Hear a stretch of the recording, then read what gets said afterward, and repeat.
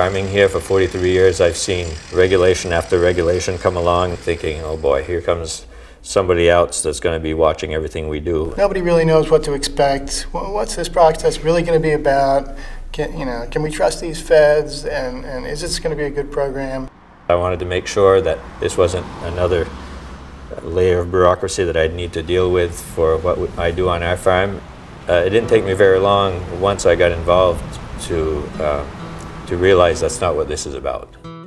Back in the 50s and 60s was an era of big dam projects. I think some of the folks in Congress felt like there ought to be a complementary way to preserve certain rivers in their free-flowing condition rather than trying to develop them for other purposes.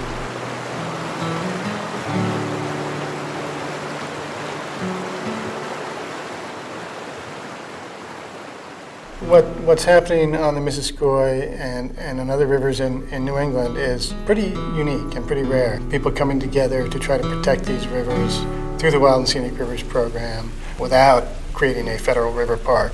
Local people sought through their congressman to nominate the river as a candidate Wild and Scenic River. The first test is it a free-flowing river? The second test would be, is there something special about the place? I think, for the Missisquoi, it was pretty apparent that there are some special values to us right away.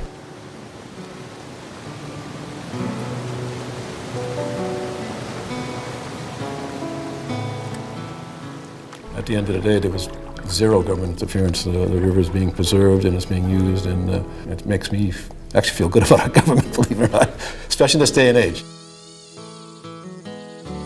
Sometimes when you live so close to something, you don't really see it. It's there, and you think about it some, but you don't really see it in a way.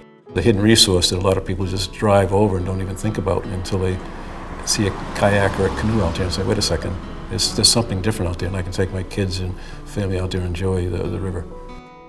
If you're a landowner that owns land next to the river, I would think that you would be excited about supporting this because it's celebrating something that you already own.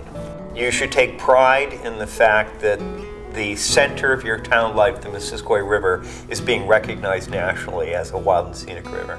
Well, the Missisquoi is a very special place, I think. If the river were not to be protected or were in much worse shape, the value of our house would go down. The value of our life, the quality of our life would go down. Money's come back to town for education and Conservation Commission projects. Potential access points along the river that may be partially paid for by the Wild and Scenic River program. If it entices someone to come here and spend some of their dollars, there's certainly a value there. I think people just in their mind say, whatever we did is the right thing because it seems to be working, and people seem to be getting out and enjoy the river. Before the designation, I think the communities were connected via the roads and highways, but after the designation, the communities became connected to the river, understanding that the river connects us together. So if you respect the community you live in, the designation is not going to hurt you, and at the end of the day, you're going to benefit your children and grandchildren.